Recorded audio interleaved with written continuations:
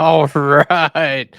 I apologize to anybody that was sitting there in the sitting there in chat uh, for some reason. If you're going into the future here and are actually viewing this live or afterwards, what happened? I had started this live stream and I was just sitting here chilling because my microphone just decided that it was not going to have enabled access to it. Um, and I guess at some point I had clicked because when things pop up on the screen, it'll have like allow microphone or whatever. I did a short live stream yesterday and it worked great, but I guess unbeknownst to me, I clicked block on I clicked blocked on microphone, and so on. I'm going in live, it will not click. It's like enable microphone, and it won't do anything. Anyways, a quick little Google search later, I figured it out, and we are good to go. So, sorry for the delay. Complicated business, folks. If you remember the famous Trump line from 2016. I'm really excited to jump into the first Faithful Friday live. Wanted to share a little bit before we jump into this of why I am doing it this way. So, I've been doing Faithful Friday for I don't know, the last couple months or something like that. Really enjoy it. I love being able to kind of book in the week, have the interview on Monday, where I go in depth with that guest that I'm talking to and get into some really great topics there. And then I like to book in that on Fridays with me bringing in some type of subject that either relates to the topic we talked on Monday, or just some type of biblical topic on my own. And while I've loved doing it recording in advance, it allows me to be able to get a lot of stuff bookend or to be able to batch together all at one time. And it's worked great for me. The issue is that I've enjoyed talking about some of these more hot topic, pertinent type of topics here. And that does not really lend itself to doing things in advance. So, for instance, a new or a recent video I did was about voting for Trump or Biden. Obviously, the pertinent topic of the time, and wouldn't you know, by the time that I released that, Biden was out. So I decided, you know what, a good way to do this to where topics will not be irrelevant by the time I post them, why not a live stream? Definitely going to learn and grow, make mistakes like I've already done here. But really excited to kind of grow this. And it will be to where I'll be able to interact with you guys a little bit more. There's live chat. So I'd see good old my friend Daniel Valencia out there.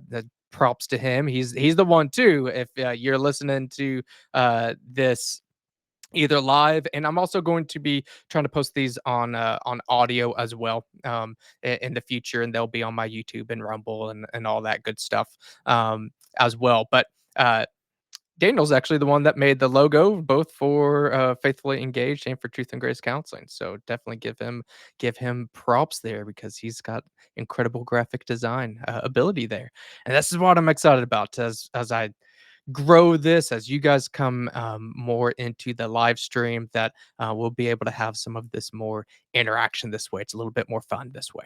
So that being said, let's jump into today's topic. I don't think my thumbnail now has the cool little thumbnail I had up because I had to do another one. But I'll go in and fix it afterwards. Had a thumbnail. If you're wondering why it was called Johnny is Weird, first off, it's okay to admit that you're weird. There's nothing wrong with that. But if you're not kind of in tune with internet culture and things of that nature out there, um, the Democrats have really shifted tone here recently. If you notice during Biden's run for presidency and really since 2015, that when Trump went down the escalator and kind of announced his run for president back in 2015, it has been about Trump being a dictator. He's a threat to democracy. He's this big terrible, evil person. And I'll venture to say, and this I've said this in a recent video of has really led to the political vitriol. I mean, goodness, Trump was he should have been killed not that long ago. And I think that type of language, he's Hitler, he's a threat to democracy, really terrible stuff. Well, recently they've shifted for whatever reason. I won't go too much into the Democrat strategy from Trump is Hitler to Trump is weird. And more specifically, JD Vance, his running mate for 2024, vice presidential candidate. JD Vance is weird. Trump is weird. Um, and again, some of you may not be steeped into online culture and don't see all the memes and stuff, but um, if you have any pulse in political discussion, you've seen those type of things. Trump is weird. JD Vance is weird. Weird, weird, weird, weird, weird. It is everywhere. Even Hillary Clinton was talking about Trump and Vance being weird. I want to go a little bit more into that. What does it mean to be weird? That there's not one definition from what weird is, but essentially there are norms in anything that we do. I am a son. I am a father. I am a brother. Um, I own my own business, so I'm a business owner. So I have different titles, and within those different titles, there are some things that are part of the norm. Part of the norm of what I need to do in that situation. And then there's things that are either just out of the norm, they're not normal, or even worse, they're evil, they're bad. It's for instance for me as a dad, it's not normal for me to not feed my kids. That's not normal, but it's not just that it's not normal. It's not that it's just weird. That's dangerous. Like I should lose access to my children if I'm not feeding my children.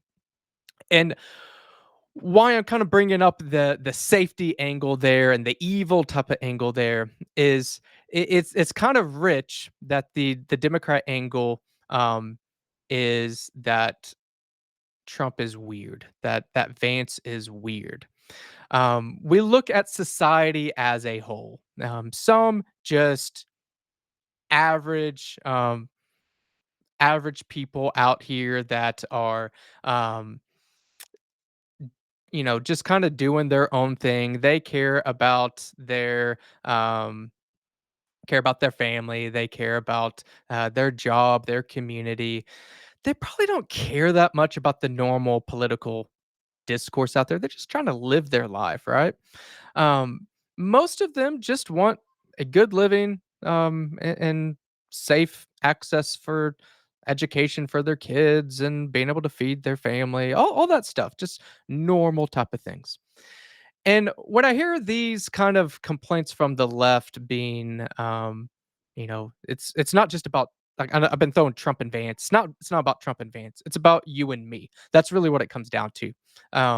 That these attacks are not about the politicians. It's about you and me. Your average day conservative out there, not just talking about your vote, but who you are as a person. They don't just think you're weird, they think that you're evil. They think that you are making the making the country a worse place. And when you actually look at what the left has been doing, you look at Kamala Harris, her new campaign, which, mind you, is real quick on this, that is absolutely incredible. That the left talking about is weird. You know what's weird is that this is the first primary where we've had that the presumptive nominee has exactly 0 votes, to become the presidential, nominee. That's kinda weird, in fact, that there's absolutely 0 precedent, for that ever happening. So, yeah, it's strange just that Kamala is here and that there's basically no, major push against that except for BLM, which is really interesting that BLM came against, the Kamala and uh the Democrats for not having an open primary, which I think that was the first time I have ever um, fully supported the BLM for a statement. That was very strange.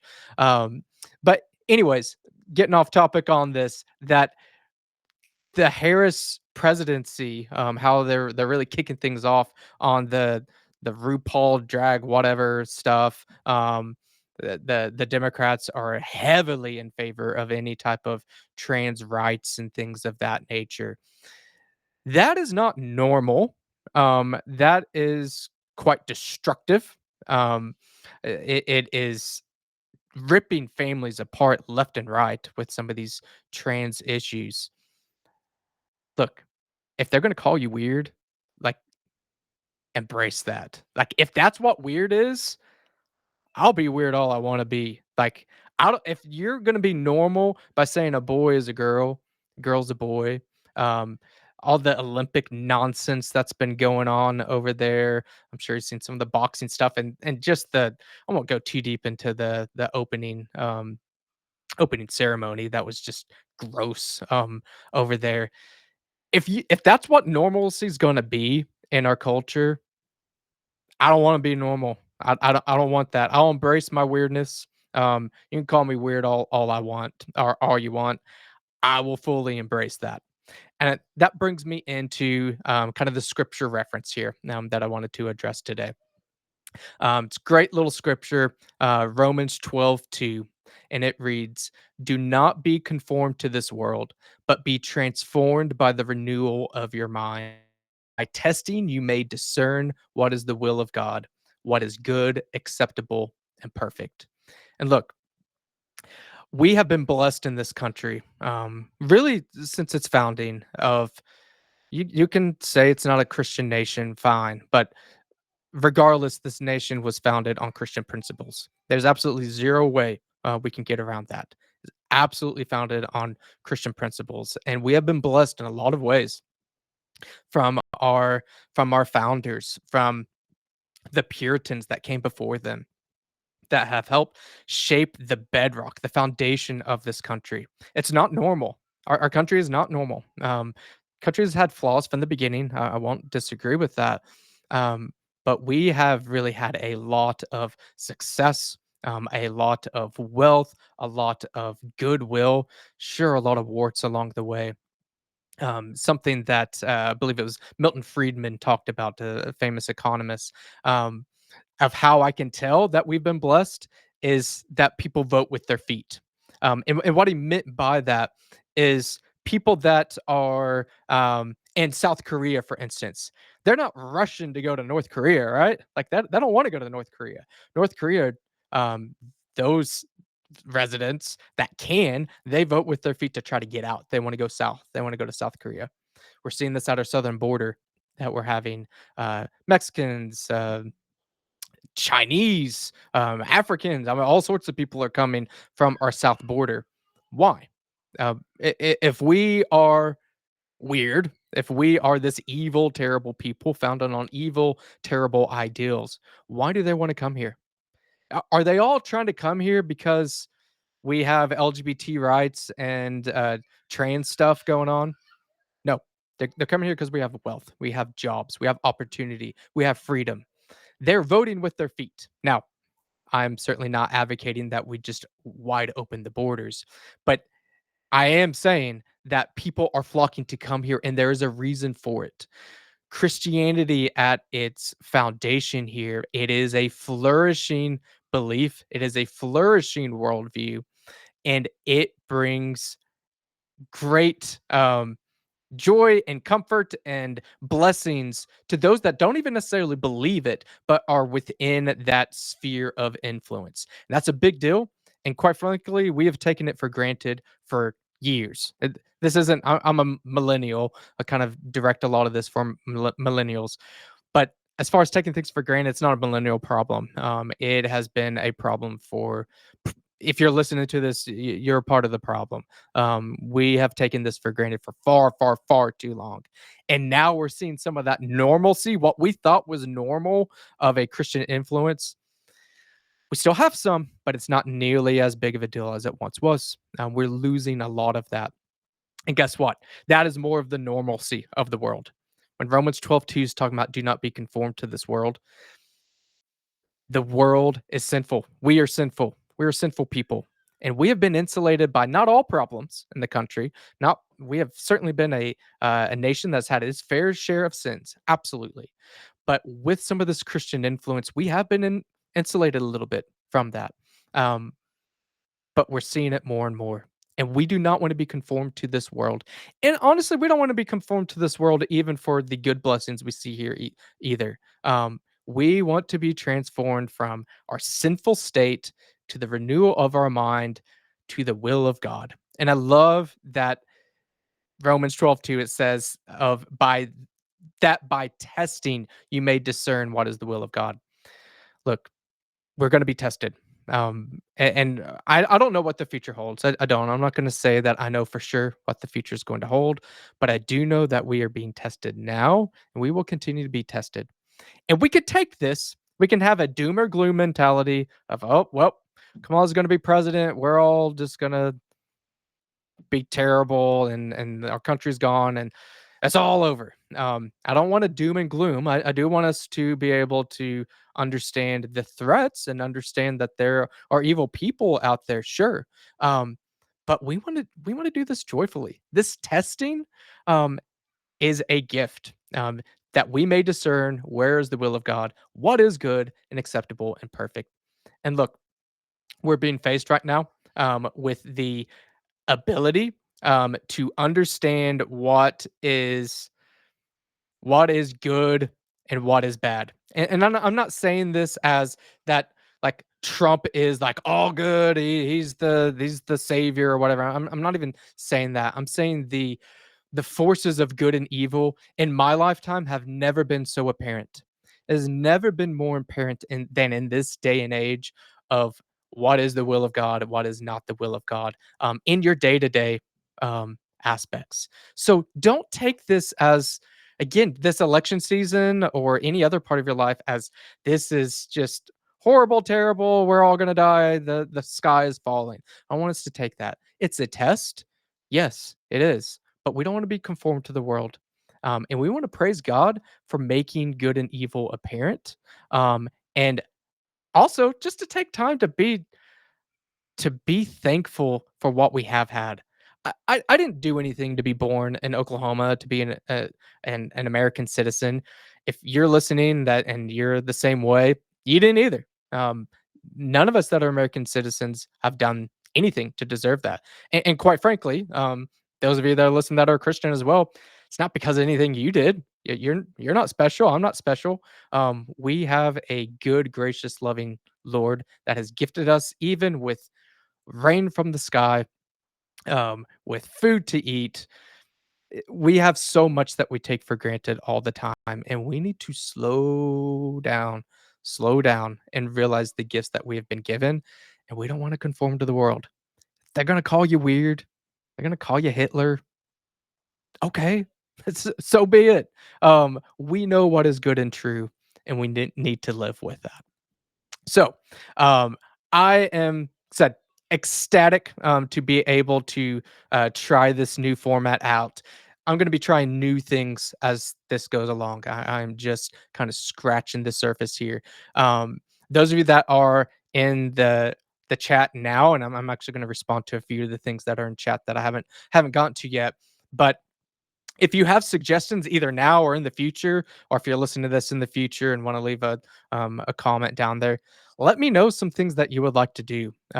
This being a live format, I really have an opportunity to shake some things up. I can start doing some question and answer type of things. I can respond to certain topics, topical things going on. Start doing some series on Fridays. Sky's the limit. I said I'm really just kind of playing around with this right now, and something that is cool. You don't see this on your end of things, wherever that you're listening to this on, but like I've got this to where I see on Rumble Studio, like I've got the ability to see where people are chatting from everywhere. So if you're on Rumble right now chatting, or you're on YouTube, or if you're on X or whatever, it comes up on one screen. So it's really cool for me to be able to see that.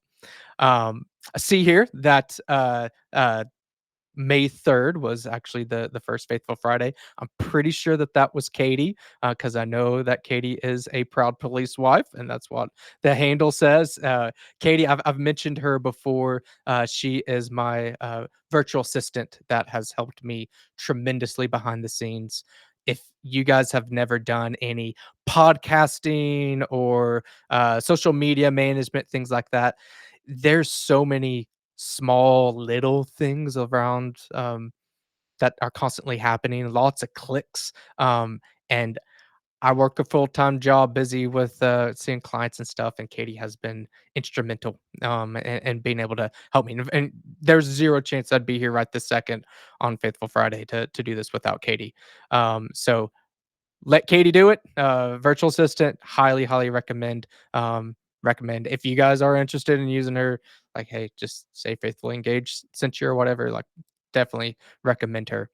Um, Daniel was talking about Dionysus, I think is how you say the name of the Greek god that they're saying the Olympic ceremony was about.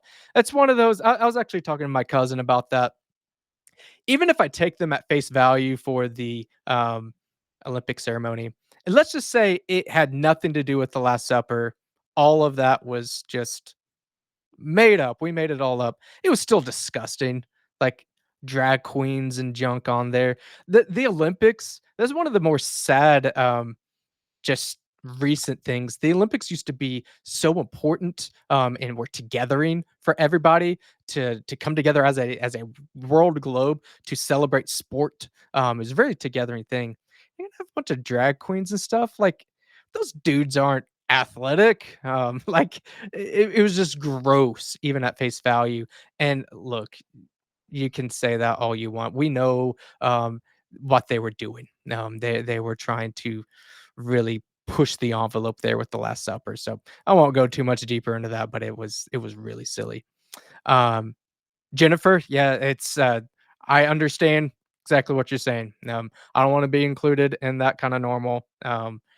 Weird is much better than normal. If that type of worldview of celebrating all the world LGBTQ plus and celebrating what a taking a little boy, saying it's a girl or vice versa, it's just gross. I don't want to be considered a part of any of that. I don't want to be considered a part of saying we need open borders for any and everybody. To r- they'll say that they're gonna decrease inflation by spending way more money. It's ridiculous. I don't want to be a part of any of that.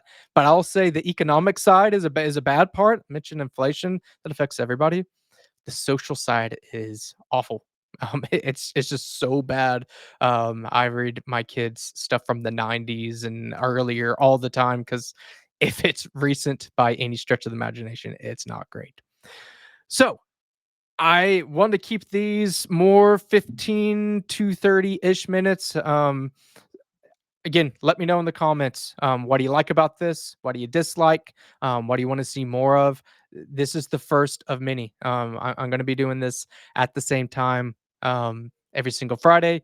Next time, I know how to make my microphone enabled so it doesn't run to 1 o'clock like it is right this second. But really appreciate everybody that tuned in today. And we will do this again next week at 12:30. And yeah, I hope you guys have a wonderful weekend.